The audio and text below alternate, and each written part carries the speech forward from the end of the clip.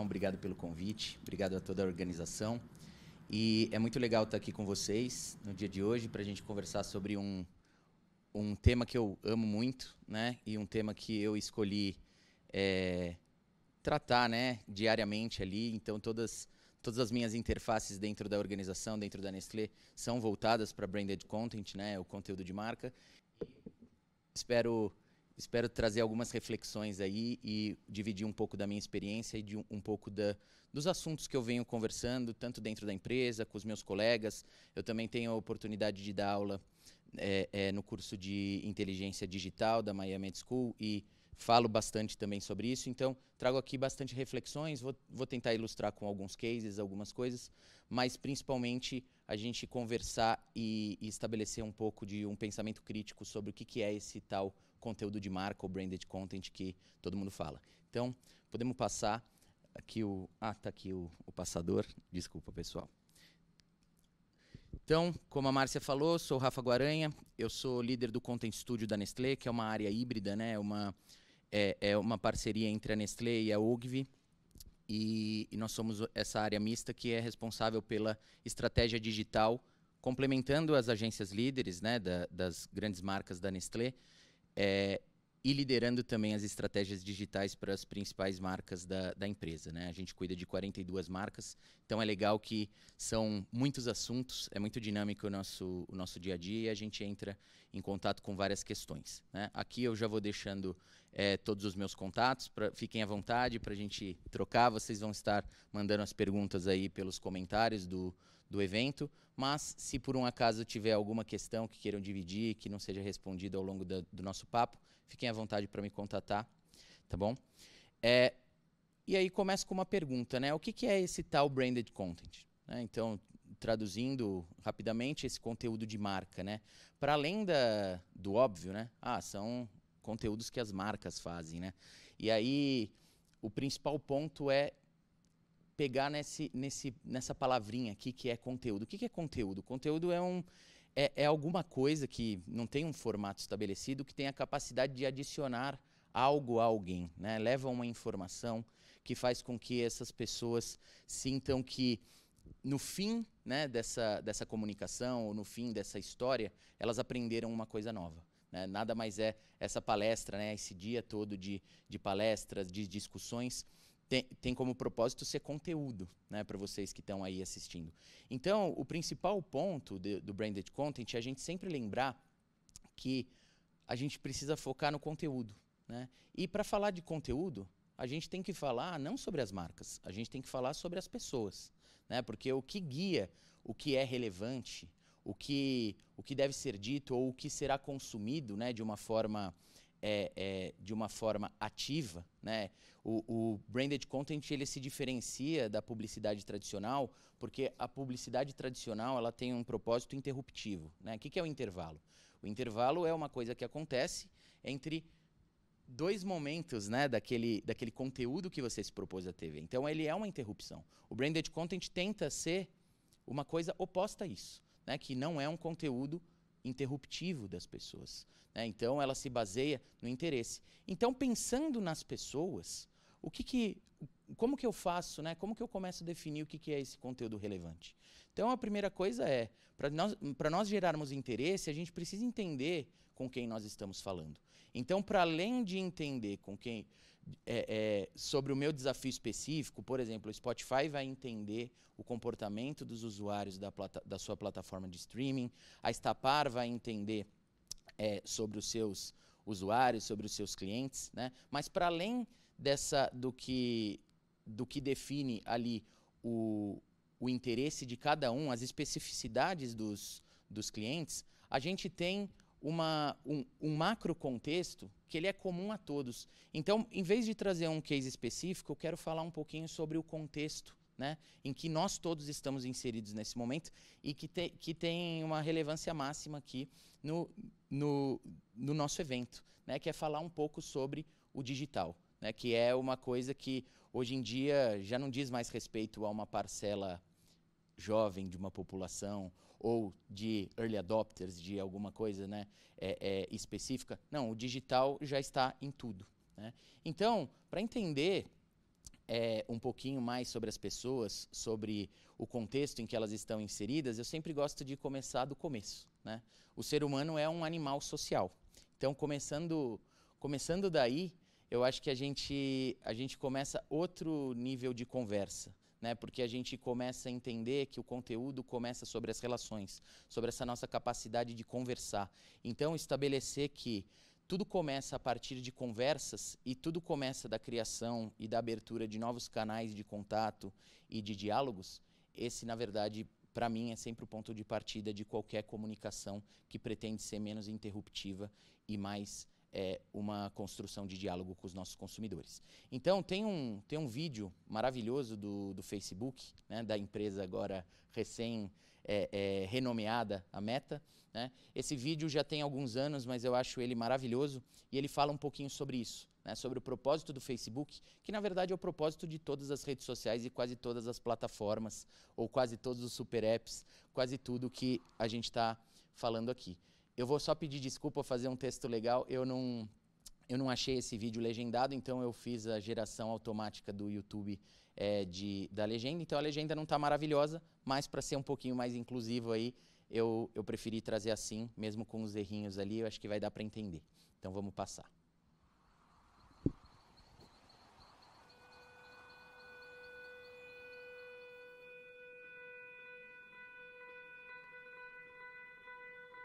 Chairs.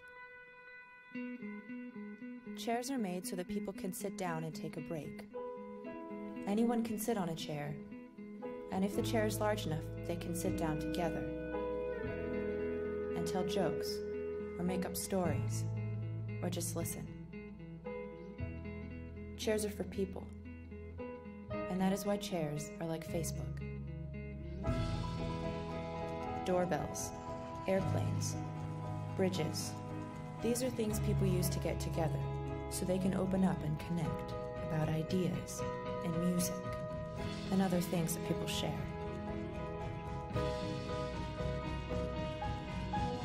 Dance floors, basketball, a great nation. A great nation is something people build so they can have a place where they belong. The universe. It is vast and dark and makes us wonder if we are alone. So maybe the reason we make all of these things is to remind ourselves that we are not.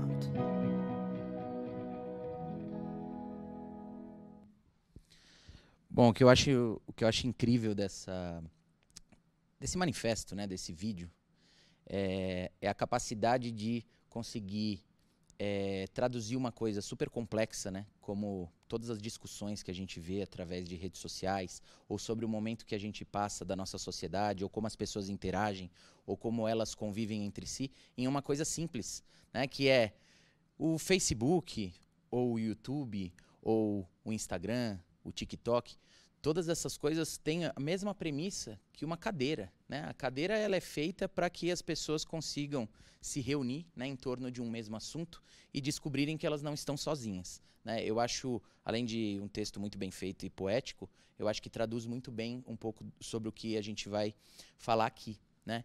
Então, a primeira coisa é a gente desmistificar, né? Eu ainda vejo muita gente falando assim, o meio digital, né?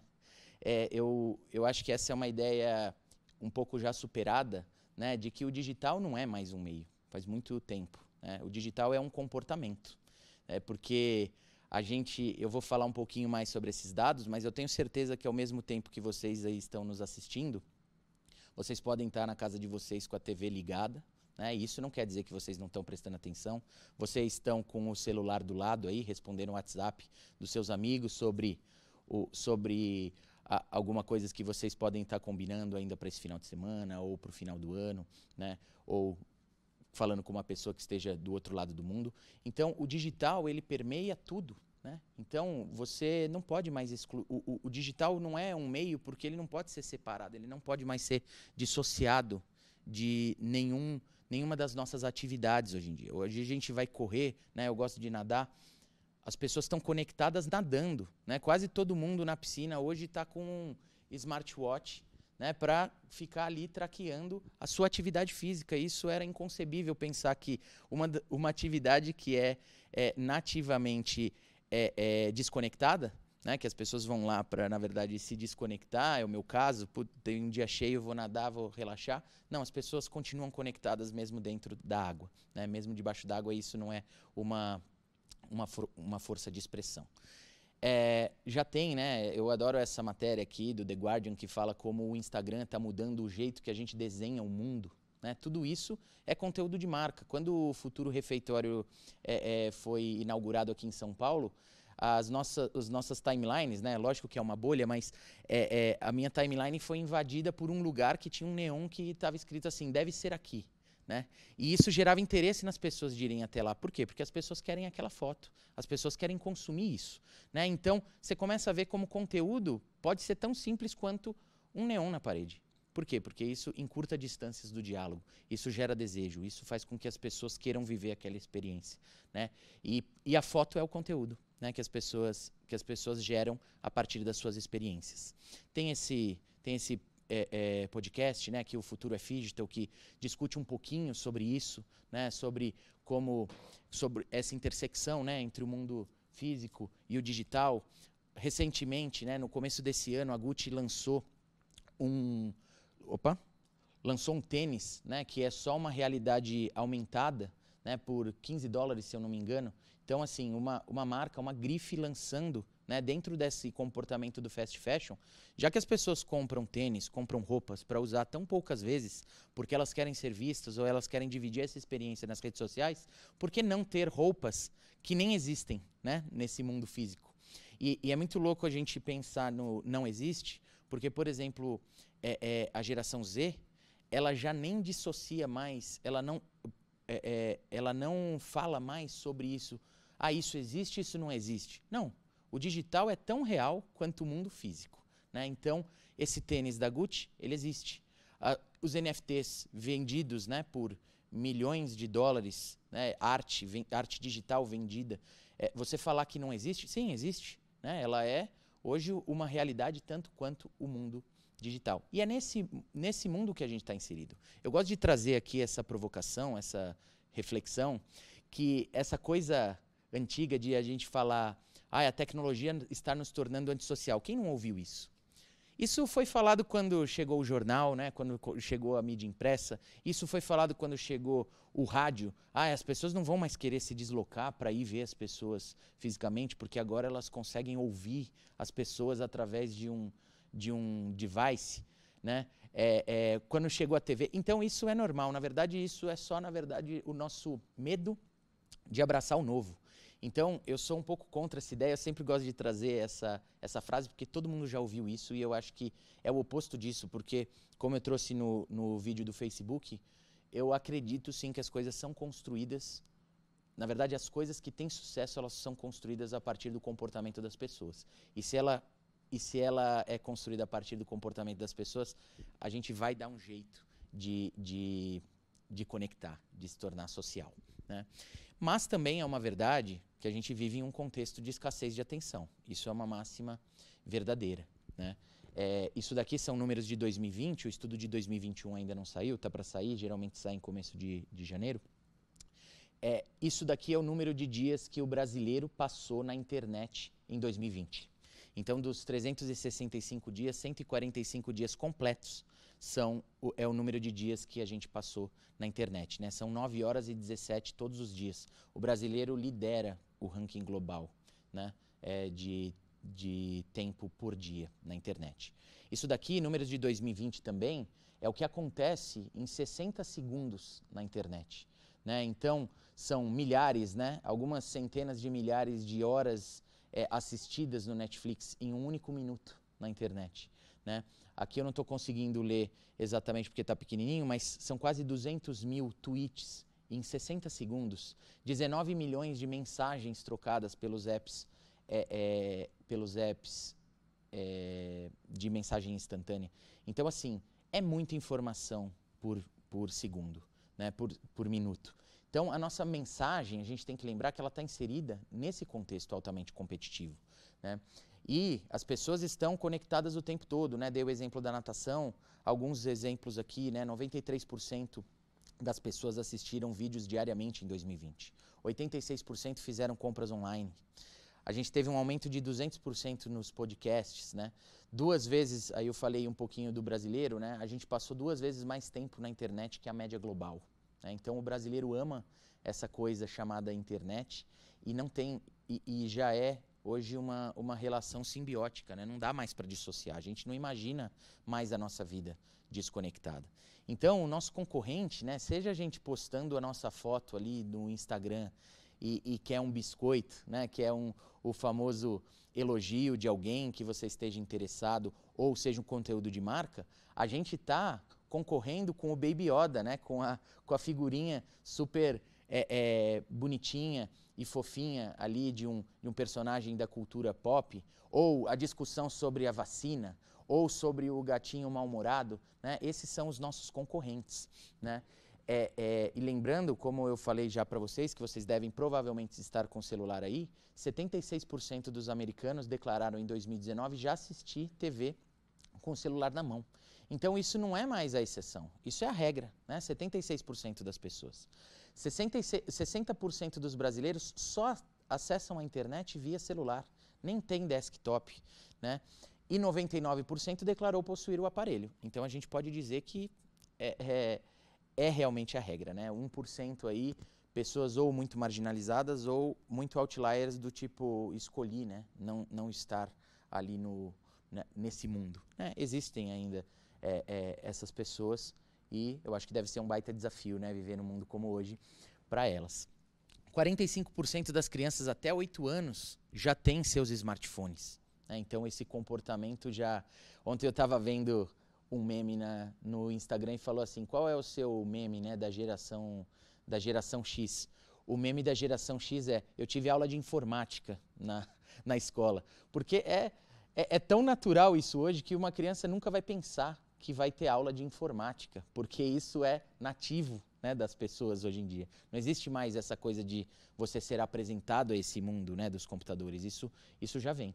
E aí, sobre essa escassez de atenção, né, então, toda essa informação, todo este conteúdo de informações dispersas acontece ao mesmo tempo que a nossa capacidade de prestar atenção cai. Então, tem esse estudo que fala que a tecnologia tem deixado o humano com a atenção mais curta que um peixinho dourado, né? O peixinho dourado tem a capacidade, se eu não me engano, tá pequenininho ali também, mas prestar atenção 8 segundos. E o ser humano tem a capacidade de prestar atenção, né? Lógico que se gerar interesse você vai parar e vai prestar atenção. Mas essa capacidade de ler, né, um outdoor na rua, um out of home, é menor do que isso, menor do que essa capacidade do peixinho beta, né? Então, outro dado importante, a gente às vezes reclama, né, trabalhando com comunicação, mas eu só tenho 3 segundos para as pessoas verem meu conteúdo, né, decidir, ou eu só tenho 5 segundos no YouTube. Isso é o dobro do que as pessoas precisam hoje para decidir se elas vão ou não assistir um conteúdo, né? 2,5 segundos no desktop e 1,7 segundos é o tempo que leva uma pessoa a decidir se vai ou não consumir um conteúdo. As pessoas estão consumindo 90 metros de Instagram todos os dias. Isso daqui são 3 Cristos Redentor, tá, gente? Um empilhado em cima do outro. É muita coisa, né? Então, é muito desafiador o nosso contexto. Então, o que define um conteúdo bom e um conteúdo que faz com que a minha mensagem seja passada? A gente precisa, dentro desse contexto, gerar interesse e causar impacto, né? Basicamente, são essas 2 coisas. E como que a gente vai gerar interesse? Entendendo com quem a gente está falando. Entendendo como que a gente gera gatilhos para que as pessoas prestem atenção na gente. Eu gosto desse exemplo aqui da Netflix, que no ano passado lançou, né, o Gambito da Rainha. Uma série absolutamente muito bem feita, uma série que não tinha nenhuma marca colocada ali, mas uma série que gerou interesse e gerou vendas, gerou resultado, embora indiretos, porque não foi intencional, mas o Gambito da Rainha fez com que 250% de aumento de busca sobre xadrez no eBay.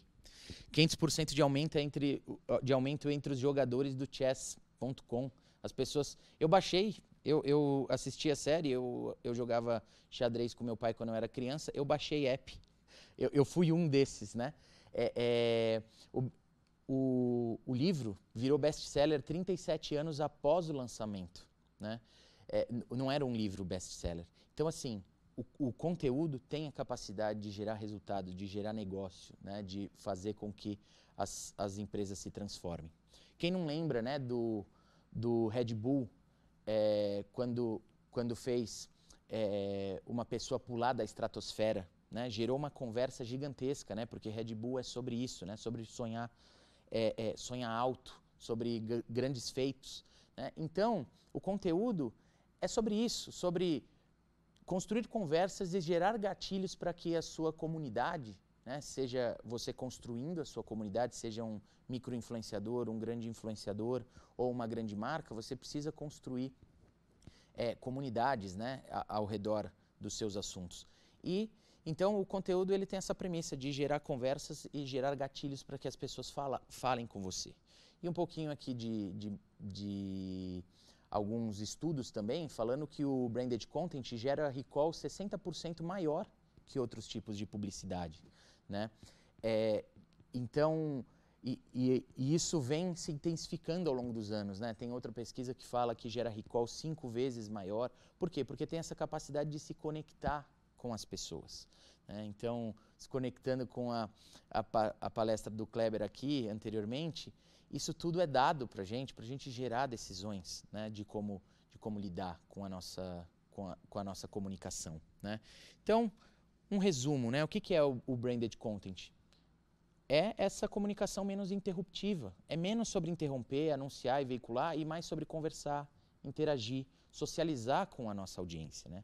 Resumindo, essa coisa do aqui e agora, hoje é muito mais sobre o agora do que sobre o aqui, né? Eles não têm mais o mesmo peso, né?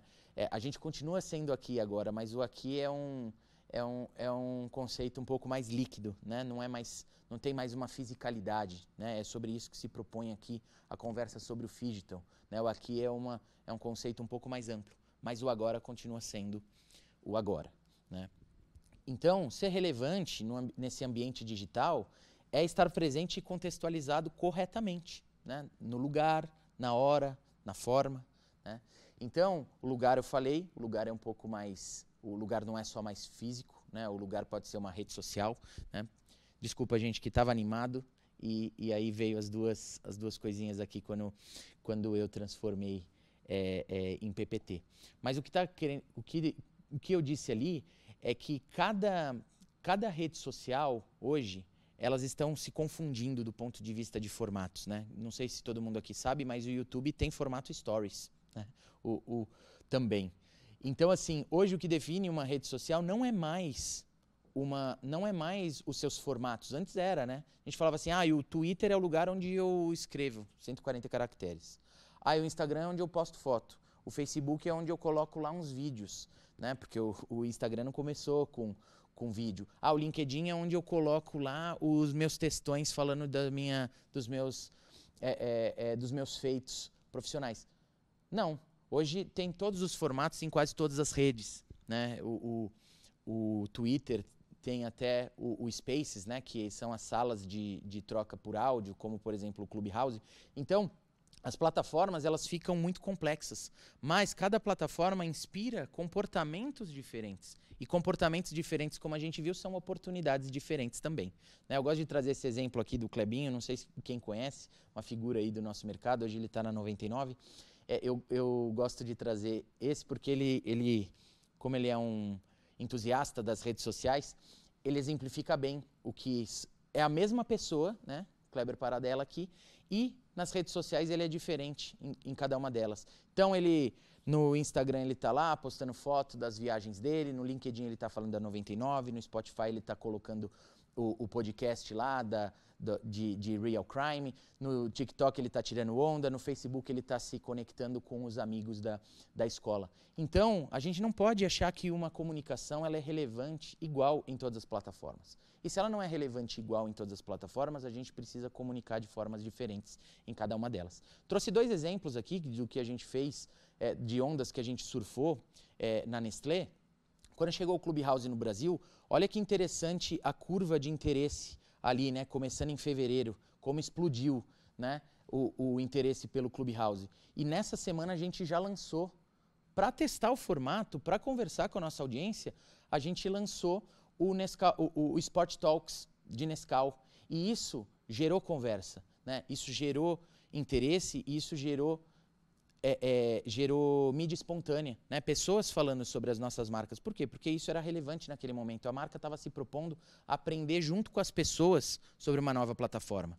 Recentemente, o Grosser ele lançou uma rede social que desafia um pouco essa cultura do excesso, né, que a gente está inserido, muita coisa tal, e lançou a Minus. E a Minus começou a ser falada, né, no Brasil, que é uma rede social minimalista. Você só vai ter 100 postagens para a vida inteira. Você não vai poder fazer mais do que 100 postagens. Então você tem que refletir criticamente sobre cada conteúdo que você coloca.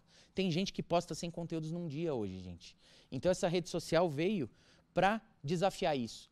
E aí na Nestlé a gente começou a pensar, como que a Nestlé é uma empresa centenária, né? Aí aqui a primeira dica do que a gente faria, como que uma empresa centenária vai entrar nessa rede social minimalista? A gente precisa colocar posts que fiquem para a história.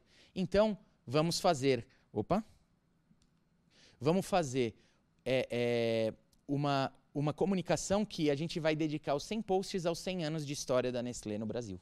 E a gente fez os 100 anos de Nestlé, 100 posts de história. E estamos lá na rede social, como ela se propõe, lentamente preenchendo os 100 posts, pensando criticamente sobre o que realmente é relevante para a gente deixar aí para a nossa história. Então, tudo isso, como que eu estou de tempo aqui para me 2 minutinhos, vou correr aqui. Então, a gente tem que lembrar que nós estamos inseridos nesse contexto de narrativas múltiplas, né? Nunca as pessoas estão inseridas em uma única história, elas estão inseridas em várias, né? O fenômeno do BBB, né? Todo mundo viu acontecer.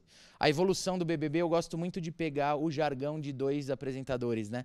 O Bial falava, vamos dar uma espiadinha. Por quê? Porque a narrativa era contemplativa. O Thiago Leifert fala, vamos falar com eles. Por quê? Porque é participativa, né? A gente pode inferir, tem esse GIF aqui, não sei porque não está rodando, mas o GIF, ele mostra a evolução dos participantes de acordo com os seguidores nas redes sociais. E a gente via que em determinado momento do programa não tinha mais jeito. A Juliette não tinha como não ser vencedora do programa, porque a narrativa que estava sendo contada fora do programa, o programa quando ia no ar, ele já era, na verdade, a versão passada daquilo que todo mundo já sabia. Porque a narrativa principal, ao meu ver, estava acontecendo na internet, né, com as pessoas assistindo pay-per-view e cada uma das fanbases, né, dos participantes contando as suas narrativas. Então as pessoas, na verdade, só assistiam o programa para confirmar uma coisa que elas já tinham visto anteriormente. Então, as histórias, as experiências, elas precisam, nesse mundo digital, ser mais colaborativas, né? Então, as pessoas brincavam, Boninho, toca o Big Fone. Aí o Boninho... Tá bom. O Boninho ele ia lá e tirava onda com as pessoas, né? Passava trote. O Boninho entrou, quebrou essa parede, né, da narrativa e trouxe as pessoas para contar a história do Big Brother junto com ele. Então, isso é conteúdo, essa capacidade de você dialogar e fazer com que as pessoas interfiram na sua narrativa, né? Eu gosto desses 2 bons exemplos aqui.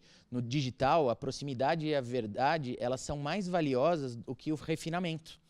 Olha que interessante, eu tenho um vídeo da GNT com a Rita Lobo, hein? Torta de frango, ou seja, gera um interesse incrível num canal de uma grande corporação, né, como GNT, como a Globosat, e o canal da Silva e Dicas, que tem a mesma torta de frango num vídeo feito muito mais low budget, câmera na mão, né, uma coisa muito mais crua, mas com um didatismo e uma proximidade inacreditável. Esses 2 vídeos foram postados, tem mais de 4 anos, se eu não me engano, 4, 5 anos, eles foram postados com 2 meses de distância, ou seja, em 4, 5 anos essa diferença já foi diluída e olha a diferença de views.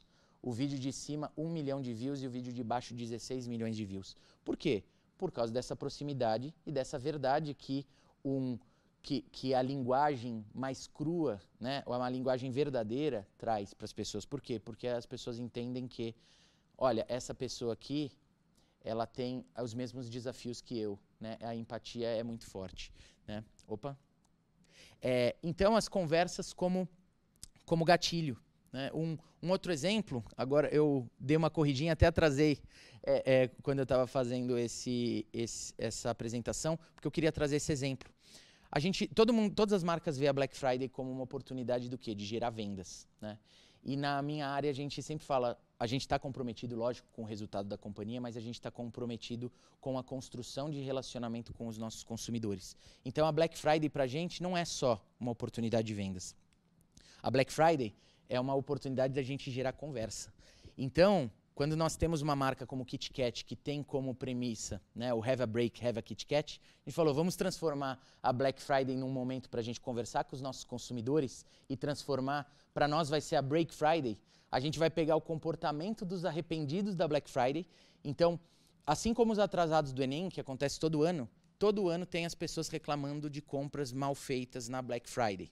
Então, vamos pegar essas pessoas e vamos dar um break para elas. E foi essa a conversa que a gente gerou essa semana com os nossos consumidores. Fizemos uma edição aqui muito singela, simplinhas, mas vocês vão entender um pouquinho aqui a história. Black Friday, o momento em que todo mundo deixa a emoção tomar conta e passa do ponto. Comprou um enfeite de jardim, mas não tem jardim? Comprou 10 potes de sorvete, mas não tem espaço no freezer? Queria mais natureza dentro do AP, mas comprou plantas de plástico? A única pessoa que gostou desse trem aqui foi... Vou pôr de novo aqui, pessoal. Black Friday, o momento em que todo mundo deixa a emoção tomar conta e passa do ponto. Comprou um enfeite de jardim, mas não tem jardim? Comprou 10 potes de sorvete, mas não tem espaço no freezer? Queria mais natureza dentro do AP, mas comprou plantas de plástico? A única pessoa que gostou desse trem aqui foi minha galinha. Kit Kat resolveu ajudar quem precisa de um break. Break Friday. O departamento de breaks urgentes da Break Friday Kit Kat tem a solução. Break Friday, com chocolates maravilhosos. Eu comprei uma fortuna de plantas e quando chegou era tudo de plástico. Obrigada, Kit Kat. Kit Kat tem o break perfeito para você. Have a break, have a Kit Kat. Então o que a gente fez? A gente chamou as pessoas para conversarem com a gente, né? Através dos influenciadores, através dos nossos canais, e as pessoas entraram na brincadeira e a gente começou a surpreendê-las, né? Mandando o break para elas. Aí a gente escrevia cartinhas à mão, porque tudo foi bem real time, bem rápido mesmo para fazer. Aí as pessoas liam a cartinha e postavam de novo. Então foi um projeto que foi muito bacana fazer, mas pra gente... Eu gosto desse tipo de inversão, porque às vezes a gente sai um pouco do óbvio, né? Que é, o que é a Black Friday? Eu só entro na Black Friday se eu tiver uma baita oferta. Claro que Kit Kat tinha oferta, tinha lá nos seus parceiros como Americanas.com, né? Ofertas agressivas e tal. Mas vamos conversar também sobre isso, porque é um comportamento, né? As pessoas gostam de falar sobre isso. Tudo vira meme, tudo vira piada. Então entrar nessa brincadeira com as pessoas faz muito sentido. E o mais importante é lembrar que quando uma estratégia vai para o ar, ela na verdade só começou, né? Juntando aqui um pouquinho com o que o Kleber falou, elas nos geram dados, elas nos geram novos insights. Então a gente tinha uma lógica que antes a gente tinha um briefing, tinha uma criação, tinha uma produção e a veiculação. O trabalho criativo acabava quando se iniciava a veiculação. Hoje o criativo recomeça na veiculação, né? Porque isso gera dados, isso gera novos insights, isso gera melhora de performance e a gente recomeça todo o nosso ciclo. Então, gente, desculpa aqui um pouquinho o acelero do final, mas espero ter contribuído com a discussão e fiquem à vontade para me adicionar aí nos canais ou mandar perguntas e gerar conversas, tá bom? Bora conversar aí, pessoal. Obrigado.